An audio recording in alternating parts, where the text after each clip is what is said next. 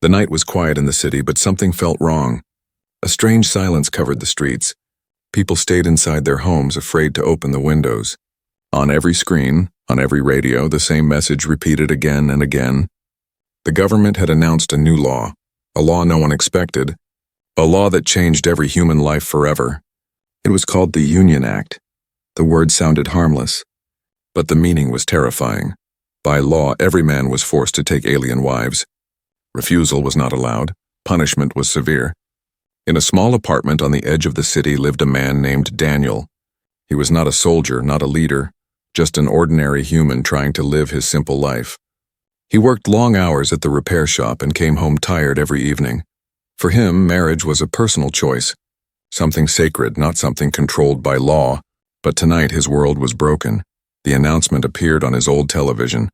The official spoke with a calm, cold voice. By the order of the council, integration is now mandatory. To secure peace between species, all human males will be assigned alien wives. Effective immediately, Daniel stared at the screen. His hands shook as he held the remote. He thought it was some kind of joke, but the serious tone and the silence of the world outside told him it was real. He switched off the TV, but the message came again. This time from his communicator device, the government left no chance for escape. Everyone would obey, he whispered to himself. This cannot be true, they cannot force people like this. But deep inside, he knew it was already happening. Soon the city filled with sounds. Heavy vehicles moved on the roads. Soldiers in black armor marched under the pale moonlight. They went door to door with lists, handing out sealed letters no one resisted, because resistance meant disappearance. Daniel's turn came at midnight. A sharp knock echoed through his door. He froze, his heart pounded in his chest. Another knock, louder. He walked slowly, each step heavy like stone. When he opened the door, 2 officers stood before him, their faces hidden behind metal masks. One of them held out a white envelope. Daniel Carter, the officer said. By the order of the council, you are assigned for Union. These are your instructions, Daniel tried to ask. Wait, what does this mean? Why me? I never agreed. The officer's voice turned hard. It is not a choice. It is the law. The envelope was forced into his hand, and before he could say another word, the soldiers turned and disappeared into the shadows. Daniel closed the door quickly and leaned against it. His hands shook as he ripped open the envelope. Inside was a letter written in sharp black ink. You have been selected under the Union Act in 72 hours. Alien wives will arrive at your residence. You will accept them. You will provide them with protection and partnership. Failure to obey will result in removal and reassignment. May the Union bring peace. His vision blurred. He could not believe the words. Wives, alien wives, coming to live with him. He never asked for this. He never wanted this. And yet the letter left no escape. He sat on his old wooden chair. The room felt smaller, colder. He thought about the alien faces he had seen only in news reports. Strange eyes, glowing marks, voices that sounded like whispers in the wind. How could he live with them? What if they hated him? What if they were dangerous? He felt anger rising inside. This is madness. They cannot control my life like this. But at the same time, fear whispered, what if they kill me if I refuse? What if they punish my neighbors because of me? Outside, the city grew darker. Curtains stayed closed. Lights turned off early. Every home held fear. Every man held the same envelope. The law was not just for Daniel, it was for all of them. He stepped to his window and peeked outside. He saw his neighbor, Mr. Harris, also holding a letter. The old man's hands trembled, his wife cried beside him. Daniel realized it was not only the young who were chosen. It was everyone. The law spared no one. Daniel walked back to his table and placed the letter down. His eyes kept returning to the same line. In 72 hours, alien wives will arrive at your residence. 3 days, that was all. 3 days until strangers from another world would step into his life. 3 days until everything changed. He felt a cold wind pass through the window. Even though it was shut, he shivered. He could not sleep. Every sound outside made him flinch. He wondered if the aliens were already watching, already waiting for the first time in his life. Daniel wished he was invisible, but the law had marked him, and there was no escape. The city clock struck midnight again, and in that hollow sound, Daniel understood one thing. Whether he wanted it or not, the countdown had begun. The morning sun rose, but Daniel felt no warmth. The letter from the government still lay on the table, its black ink like a shadow on his soul. He had not slept all night. His mind was filled with questions he could not answer. 3 days, the letter had said. 72 hours until alien wives would arrive. But the government lied, they came earlier. It happened on the second evening. Daniel was still sitting in his apartment when a loud knock shook his door. His stomach dropped. He was not ready. He would never be ready. Slowly, with shaking hands, he opened the door. 3 figures stood outside, not soldiers this time. They were tall, cloaked in strange silver robes. The air around them seemed heavier, as if their presence changed the room itself. The one in the front lowered her hood. Her skin shimmered faint blue. Her eyes glowed like crystal water. She was not human. She was something beyond his imagination. "Daniel Carter," she said in a soft, melodic voice. "We are here for the Union." Daniel froze. His throat dried. He could not speak. Behind her, the other 2 lifted their hoods. One had golden hair that moved as if touched by invisible wind. The other had markings glowing faintly across her cheeks like living tattoos. Daniel stepped back. His voice finally broke free. No, this is too soon. I thought I had 3 days." The blue-skinned woman tilted her head slightly, her expression unreadable. "The council sends us when it chooses. The time belongs to them, not to you." Her words were calm, but carried weight like chains. Daniel looked around nervously. His apartment was small, 1 bed, 1 chair, 1 table. How could he live with them here? He muttered, This can't work. I never agreed to this law." The woman with glowing tattoos stepped forward. Her eyes were sharp, her voice firmer. "It is not agreement they ask for. It is obedience." Her tone sent a chill through his body. He wanted to slam the door, but the golden-haired one placed her hand gently on the frame. Her touch was light, but Daniel felt a strange energy flow from it. She spoke softly. "We do not wish to harm you, human. This is as forced for us as it is for you." Daniel's heart pounded harder. He had not expected that. He looked at her carefully. She seemed tired, her eyes carrying sadness more than threat. For a long moment, silence filled the small room. 3 alien women standing before 1 human man. None of them happy, none of them free. All of them bound by a law none of them wrote. Finally, Daniel stepped aside, his voice low. "Come in." The 3 entered. Their movements were graceful but strange. Their eyes wandered across his poor apartment. The walls were cracked, the furniture old. There was nothing impressive here. Daniel felt embarrassed. He whispered, "This is all I have." The blue-skinned one looked at him, her expression unreadable. "It is more than many have given us before." Her words confused him. What did she mean? Had other men already taken alien wives? What had happened to them? As night fell, the atmosphere grew heavier. Daniel tried to prepare food, just bread and soup, but the aliens touched it carefully, as if tasting human food for the first time. The golden-haired woman smiled faintly after a sip. "Strange, but warm," she said. Daniel noticed she had not smiled before. That single moment made her seem almost human. But the tattooed one never relaxed. Her eyes followed Daniel's every movement. Her hand rested close to a sharp device hidden in her robe. Daniel realized she did not trust him. Maybe she thought he would hurt them. He finally asked, "What are your names?" The blue-skinned one spoke first. "I am Lyra." Her voice carried calm strength. The golden-haired one said softly, "I am Alara." The tattooed one's reply was sharp. "And I am Kaleith. Remember it well, human." Daniel nodded slowly. Their names echoed in his mind like thunder. These were not just strangers. These were now his wives, at least by law. As the night deepened, Lyra finally spoke again. Her eyes glowed brighter in the dim light. "Daniel Carter, you must understand. This law is not for peace. It is for control. They bind our people to yours to break us. You are not the only prisoner here." Her words cut deep. Daniel looked at her with shock. If she was telling the truth, then this law was more sinister than anyone thought. Humans and aliens alike were being chained together, not for love. "Not for unity, but for power," he whispered. "So, what do we do?" Lyra leaned closer, her eyes sharp now. "We survive. But know this, choices will come soon. Choices that will decide not just your life, but ours too." Daniel felt his chest tighten. He looked at the 3 alien women in his small home. His life was no longer his own. Their arrival had changed everything, and deep inside he feared this was only the beginning. The next morning felt heavy. The sun rose, but Daniel's apartment was still filled with silence. He sat at the table staring at the letter again. His 3 alien wives moved quietly in the small space. Their presence made the room feel smaller, tighter, like walls closing in. Daniel rubbed his eyes. His thoughts circled the same question: why? Why had the government forced this? Why mix humans and aliens in such a cruel way? Lyra, the blue-skinned woman, finally spoke. Her calm voice broke the silence. You keep looking at that letter. Daniel, but the paper holds no truth. The truth is hidden. Daniel lifted his head. His heart skipped a beat. What do you mean, hidden? What are you talking about? Kalith, the tattooed one, narrowed her glowing eyes. Lyra, don't tell him. He is not ready.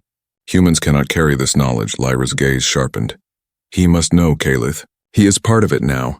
Daniel's voice grew stronger. Part of what? Tell me. If I am being forced into this, I deserve to know why. The golden-haired Alara stepped forward. Her soft voice carried sadness. The Union Act is not about peace. Daniel, it is about control. They are not uniting us. They are breaking us, Daniel frowned. Confusion deep in his eyes. Breaking you how? Lyra walked closer, her glowing eyes fixed on his. Our people. Once stood against the council, we fought for freedom, we lost. And now they bind us to humans like you, forcing us into these unions. It is their punishment. Their way of turning warriors into servants. Her words hit Daniel like a storm. He froze. Wait, you mean you were fighters? Soldiers? Kalith's markings glowed brighter with anger. Not soldiers, defenders. We fought for our people's right to live without chains. But the council defeated us, and now they throw us into your homes, making us pretend to be wives while stripping away everything we once were. Daniel's hands tightened into fists. He stared at the letter again. The words peace and unity now looked like poison. Lies written in black ink, he whispered. So the council, they're not bringing peace, they're covering up their war. Ilara nodded slowly, her golden hair shimmering in the morning light. And they're watching, always watching, to see if humans will bend. To see if we will break. Daniel stood from his chair, anger burning in his chest. This is wrong, this isn't peace. It's slavery disguised as marriage. Lyra's eyes softened. Now you understand, but knowing is dangerous. Daniel, if you speak too loudly, the council will silence you, just as they silenced others before. The room grew colder. Daniel felt the weight of invisible eyes watching him from the walls. He whispered, they're listening right now. Aren't they? Kalith gave a sharp nod. Always, the walls are never safe. The air itself could be their ears. Daniel moved closer to the window, pulling back the curtain just enough to see the street below. Black armored soldiers stood on corners, eyes scanning every home. Neighbors walked with heads down. Their steps heavy with fear. He swallowed hard. Then what do? We can't just sit here and let them win. Lyra's voice lowered, almost a whisper. There are whispers of resistance. Daniel, both human and alien. Small groups hiding in the shadows. But it is dangerous to even speak of them. Alara's soft eyes met his. If you choose to fight, Daniel, you will never have peace again. You will live hunted, always looking over your shoulder. Daniel's chest tightened. His life had already been stolen. He had no peace left. He looked at the 3 women standing in his small home, and for the first time, he did not see strangers, he saw prisoners, just like him, he said quietly. Then maybe it's better to fight than to live as a slave. Kalith's eyes flared, her voice sharp. Be careful, human. Brave words can get you killed. But Lyra smiled faintly for the first time, her calm face softening. Or brave words can change everything. The silence that followed was heavy. Daniel felt the choice pressing down on him. He could obey the law, pretend everything was fine, live quietly under the council's watch, or he could step onto a path filled with danger, a path that could cost his life that night. As Daniel lay awake on his bed, he heard whispers from the other room. The alien women spoke in their language, soft and flowing like wind through glass. He could not understand their words, but he felt their fear, their anger, and maybe their hope. The letter still lay on the table, but now it looked different to him. Not just a piece of paper, but a chain. And Daniel Carter was not a man who liked chains. As the city outside grew silent once more, Daniel closed his eyes and made a promise to himself. He would not let this law break him, and if the secret Lyra hinted at was real, he would uncover it no matter the cost, because something inside him whispered that this was only the beginning. The following days passed slowly, yet each hour felt heavy with tension. Daniel's apartment was no longer just his home. It had become a cage filled with unspoken words and hidden fears. The alien wives moved through the small rooms like shadows, their eyes sharp, their steps quiet. Daniel tried to act normal, cooking meals, cleaning, fixing small things, but he could feel it. Someone was watching, someone always listening. He avoided speaking openly, but sometimes he caught Lyra's eyes, and in her calm glow he saw the same question burning. When will we act? One evening, Daniel decided to test his instincts. He whispered to Lyra when the others were asleep, "Do you trust me?" Lyra tilted her head, her crystal-like eyes soft. "Trust is not given easily, Daniel Carter. But I see no cruelty in you. That is rare in this world." Her words touched him for a moment. He felt a strange connection. Two souls trapped in the same storm. But the next morning shattered that small comfort. Daniel woke to a faint buzzing sound. It came from the wall behind his bed, curious and uneasy. He moved the old wooden frame and discovered a small metallic device. Its red light blinked faintly. A recorder, hidden in his room. His chest tightened. He quickly ripped it out. His hand shook as he stared at it. He felt sick. The council wasn't just watching. They were listening to every word, every whisper, every breath. He hid the device under a loose floorboard and stormed into the living room. The wives looked at him with surprise. "They are spying on us," he hissed. His voice trembled with anger. "They planted this in my room. They hear everything." Calith's eyes narrowed, her tattoos glowing faintly. "Of course they are watching. Did you think the council would trust either of us?" "Foolish human," Daniel snapped. "And you didn't think to tell me?" Calith stepped closer, her tone sharp. "Because you are weak, you panic like a child. If you had known earlier, you would have screamed it to the streets and gotten us all killed." Daniel's fists clenched. For a second he wanted to yell, to fight, but Lyra placed her cool hand on his arm. Her calm voice broke the fire. "Daniel, stop. Calith is harsh, but she is not wrong. This truth is dangerous." Ilara stood quietly in the corner, her golden hair glowing faintly in the sunlight. She looked troubled, her eyes avoiding his. Daniel's gut twisted. "You knew too, didn't you?" he whispered. Ilara didn't answer at first. Her silence was louder than words. Finally, she whispered, "Yes, I knew, but I was afraid to tell you." Daniel felt something snap inside him. He had opened his home, shared his food, trusted them, and yet they all kept secrets. His voice cracked. "So it's me against all of you, is that it? I'm the fool in this game?" Lyra stepped closer, her expression firm. "No, Daniel. You are not the fool, you are the key. That is why we stay silent. If you fall, we all fall."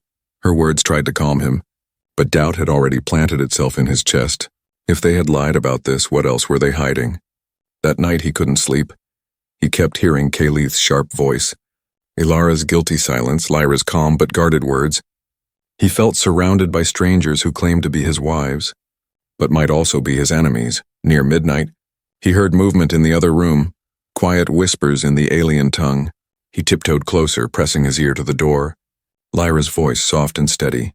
"He is not ready yet," Calith's voice. Harsh. "He never will be. Humans are too weak. When the time comes, he will betray us." Just like the others, Daniel froze. His blood ran cold. Betray us? Others? What did that mean? Ilara's gentle voice joined. "He is different, I feel it. Give him time." "Please." Daniel stepped back, his heart racing. Betrayal cut deeper than any blade.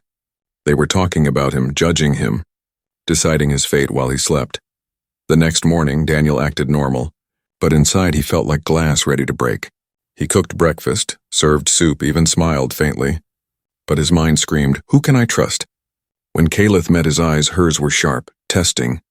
When Ilara looked at him, hers carried guilt, only making him doubt more. Only Lyra gave him some calm, but even she hid things. He could see it in her eyes. Daniel realized something that chilled him. He was trapped, not just by the council, not just by the law, but inside his own home, surrounded by 3 women who might protect him or betray him. That evening, he sat at the window staring at the soldiers outside. A thought came quietly, almost like a whisper from the shadows. Maybe the true danger isn't the council. Maybe it's already inside these walls, and for the first time since the law was announced. Daniel wondered if he would survive the choice he made. The city bells rang that morning, a sound Daniel had always heard but never feared. Now it felt different. Each strike echoed like a warning. The council's message spread through every screen, every radio, every street speaker. Compliance checks will begin. Every man must prove acceptance of the Union Act. Disobedience means punishment. Daniel stood frozen in his small apartment. His alien wife stood behind him, watching silently. The words compliance check repeated in his mind. He knew what it meant. The soldiers were coming. They would step into his home, look into his life, and decide if he had obeyed the law. His fists tightened. He wanted to shout, to fight, but fear pressed heavy on his chest. He turned to the three women. What do they want from me? Do they expect me to smile and pretend this is normal? Calith, sharp-eyed and unyielding, stepped forward. Yes, pretend. If you do not, they will take you, and they will take us too. Daniel's jaw clenched. So I just bow my head? Live like a dog? That's their idea of peace? Lyra placed her hand gently on his arm. Her voice calm but firm. Daniel, sometimes survival is resistance. To live another day is to fight another day. Choose carefully when to raise your voice. Her words made sense, yet they felt like chains. Alara, standing quietly by the window, finally spoke, her golden hair catching the dim light. I saw them do this before in another district. A man refused. He was dragged into the street. His family screamed. They were all taken. No one has seen them again. The image made Daniel's stomach twist. He could almost hear the screams she described. His heart pounded harder. That evening, the soldiers arrived. Heavy boots echoed in the hallway before his door shook with 3 loud knocks. Daniel's blood ran cold. He opened the door slowly. 2 armored officers stepped inside, their eyes hidden behind black visors. One carried a scanner, the other a long staff crackling with electric energy. The officer spoke with a voice like steel. Daniel Carter, you are summoned for compliance. Do you accept the Union Act? Daniel's throat went dry. He looked at his wives, Lyra calm, Alara worried. Calith glaring at the soldiers with burning eyes. The silence stretched too long. The officer raised his staff slightly. Sparks dancing, Lyra whispered softly, almost like a prayer. Say yes. Daniel's heart screamed no, but his mouth finally spoke. Yes, I accept. The officer scanned his arm with a device. A small mark appeared on his skin, glowing faint red, the mark of compliance. It burned cold into him like a brand. The soldiers turned to the wives. Do you accept Daniel Carter as your union partner under law? Lyra spoke first, steady. I accept. Ilara's voice trembled. I accept. Calith hesitated. Her glowing tattoos flared bright with anger. For a moment, Daniel feared she would refuse. The officer's staff crackled louder. She finally growled through clenched teeth. I accept. The officers wrote something on their pads, then turned. Inspection complete. You are bound under the Union Act. Remember, disobedience is death. They left without another word, the heavy door slamming shut behind them. The silence that followed was suffocating. Daniel looked at the mark on his arm. It glowed faintly like a scar that would never heal, he whispered. So this is it, my choice. Already made for me. Calith slammed her fist against the wall. You should have fought. You should have defied them. Daniel snapped back, his voice breaking with rage. And get all of us killed? You think that would have helped?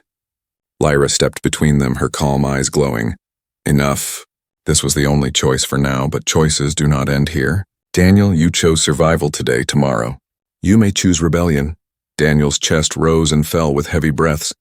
He sat down on the old chair, his hands trembling. He felt both shame and relief. Shame for bowing his head, relief for still being alive. Ilara sat quietly near him, her voice soft. Daniel, you protected us, that matters. Many humans only protect themselves. But you thought of us too. Her words struck him deep. He looked at her, and for the first time, he saw gratitude in her eyes as the night fell. Daniel stared at the red mark on his arm. The council thought they had broken him. They thought they had made him theirs. But inside, fire burned stronger than ever. He realized the truth. The choice was never about obeying or refusing. It was about when to strike back. And Daniel Carter was not a man who could stay silent forever. The mark on Daniel's arm glowed faint red even days later. It felt less like ink and more like fire carved into his skin. Every time he looked at it, anger grew stronger. He was not free. He was chained, watched, and branded. But the more the council tightened their grip, the more Daniel wanted to break free. The apartment had become unbearable. Soldiers passed by every night, their boots echoing against the empty streets. Sometimes Daniel heard screams from distant houses, compliance checks that had gone wrong. The silence afterward was worse than the screams. Lyra, calm as always, whispered one evening, "Daniel, this cannot last. The council will break us one by one. Unless we move first." Calith's sharp eyes glowed brighter. "Finally he understands. I have been waiting for this. Escape is the only way." Daniel looked at Alara. Her golden hair shimmered faintly in the dim light. She trembled, but her voice was steady. "Escape? But where? There is no safe place. They own the cities, the skies. Everything." Lyra leaned forward, her voice lower than breath. "Not everything. There are ruins beyond the city, old tunnels the council abandoned. Resistance fighters use them. If we can reach them, we will have a chance." The word resistance struck Daniel's chest like lightning, the whispers he had heard before. They were real, but the risk was deadly. Soldiers at every checkpoint, drones in the skies, spies in the walls. Even thinking of escape was dangerous, speaking it aloud was treason. Yet Daniel felt something inside him snap. He clenched his fists. "Then we go. We can't wait for them to destroy us here. If there's even a chance of freedom, we take it." Calith smirked for the first time, a flash of fire in her sharp eyes. "Now you sound like a warrior." The plan began that night. Daniel studied the soldier patrols from his window. He noted when their boots echoed. When the drones buzzed past, Lyra drew maps on scraps of paper, old knowledge of the underground paths. Alara packed small things, food, water, cloth. Her hands shook, but she worked without stopping. For 2 days they prepared in silence. Every whisper felt like thunder, every step like betrayal. If anyone discovered them, it would be death. The night came when the streets turned darker than usual. A sandstorm blew through the city, filling the air with dust. The soldiers stayed close to their shelters. The drones struggled to scan through the storm. Lyra's calm voice said, "Tonight." Daniel's heart pounded. He led them out the back door, his breath short. The storm bit against his skin, sand cutting his face like glass. The 3 women followed close, cloaks wrapped tight. They moved through alleys, keeping low. Every sound of boots made Daniel freeze. Every shadow felt like a soldier waiting to strike. At one corner, a drone's red light cut through the storm. It hovered, scanning. Daniel's heart stopped. He pulled the 3 women into a narrow passage, pressing them against the cold wall. The drone buzzed closer. Its red beam passed just inches from their faces. Daniel held his breath until his lungs ached. Finally, the drone moved away. Vanishing into the storm, Alara gasped softly. "We'll never make it." Daniel looked at her, his voice hard but steady. "We don't stop." Not now. They moved again, reaching the edge of the city. Ahead stood a tall iron fence, beyond it the wastelands. Calith's eyes glowed brighter. "This way," she hissed. Pulling a hidden blade from her robe, she cut the old wires. Sparks flashed in the night. The opening was small, but enough to crawl through. Daniel pushed Alara first. Then Lyra, then Calith, finally. He forced himself through, tearing his jacket. The storm howled louder on the other side. The wasteland stretched before them. Endless sand and broken ruins. Lyra pointed toward the horizon. "The tunnels lie beneath those hills. If we reach them, we live." They moved quickly. But the storm was not enough to hide them forever. Soon a piercing alarm echoed across the city. Red lights flashed in the distance. Soldiers had discovered the breach. Daniel's chest tightened. His legs burned, but he ran harder. The alien wives ran beside him, their cloaks whipping in the storm. Behind them, the sound of engines roared. Council patrols giving chase. Calith shouted over the wind, "Faster! They're coming!" Daniel's lungs screamed for air. His legs felt like breaking. But he pushed on. Every breath was fire, every step survival at last. The dark outline of the hills appeared through the storm. Lyra shouted, "There!" But before they reached it, a bright light cut through the sand. Searchlights from the council vehicles. The soldiers were closing in. Weapons glowing, Daniel's heart pounded. He grabbed a piece of broken metal from the ground. His hands bleeding, he stood between the wives and the lights. His voice roared against the storm. "Go! Run to the hills. I'll hold them off." Lyra's eyes widened. "Daniel, no!" Alara cried out. "You'll be killed." But Calith smiled fiercely, gripping her blade. "Perhaps the human is braver than I thought." The storm raged around them. Soldiers closing in. Escape within sight, but death at their heels. Daniel knew this was the moment. The choice was already made. He would fight, or none of them would ever see freedom. The storm howled like a beast, sand cutting through the air. Daniel stood with broken metal in his hands. The 3 alien women behind him, and the soldiers' lights closing in fast. His heart pounded, but his legs did not move back. For the first time since the Union Act began, he felt no fear, only fire. The searchlights flashed. Black armored soldiers poured from their vehicles, weapons glowing. One shouted, "Stop! By order of the council, surrender immediately." Daniel gritted his teeth. His voice thundered over the storm.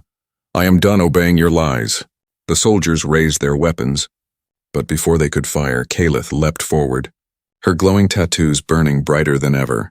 Her blade flashed through the storm, striking the first soldier down. Sparks burst as his weapon fell into the sand. Alara screamed, but instead of hiding, she raised her hands. Her golden hair glowed brighter, energy pulsing like sunlight. A blast of light blinded the soldiers.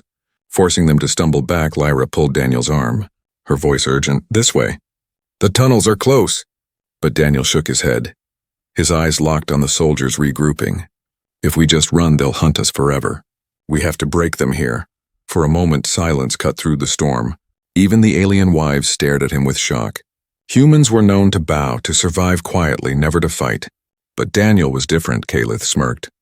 "Maybe I was wrong about you, human." The battle raged. Daniel swung his piece of broken metal like a blade. Sparks flew as he struck against armored soldiers. He fought with desperation, with rage. Every strike was not just for survival. It was for freedom.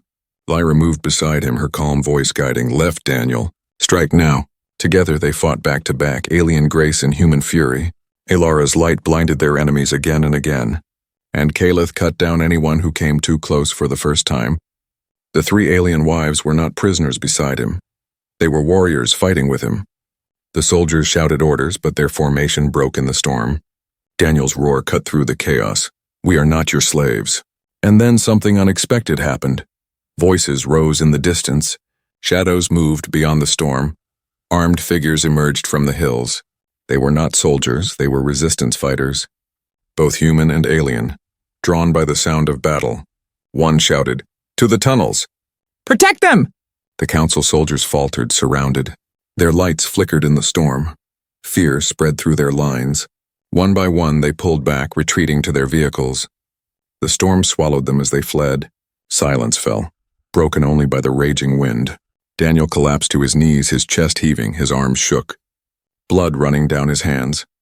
Yet his eyes burned with fire. Lyra knelt beside him. Her calm eyes filled with something new. Respect. "Daniel Carter, you were supposed to bend, but you stood." "You changed the ending." Alara touched his shoulder gently, her voice trembling but full of hope. "You gave us more than survival. You gave us a reason to fight again." Kalith wiped her blade and smirked, though her eyes softened. "Perhaps not all humans are weak after all." The resistance fighters guided them into the hidden tunnels. Deep beneath the hills, torches lit the path. Daniel saw faces, humans and aliens together, men and women who had refused the Union Act, survivors who had escaped. A leader stepped forward, his voice strong. "We heard whispers of a human who defied the law. Now we see it is true. You lit the spark, Daniel Carter, and the council will fear it." Daniel stood shakily, his arm still bleeding. He looked at the three women beside him, wives by law, but now something more. Not chains, but allies, partners in survival.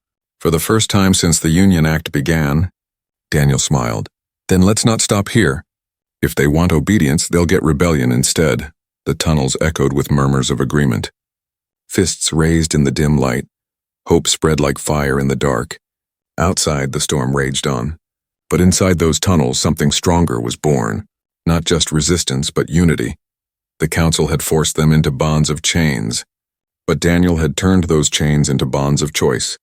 And in that moment, the galaxy shifted. Because one human, forced into marriage by law, chose to fight instead, Daniel Carter, the ordinary man, had changed everything.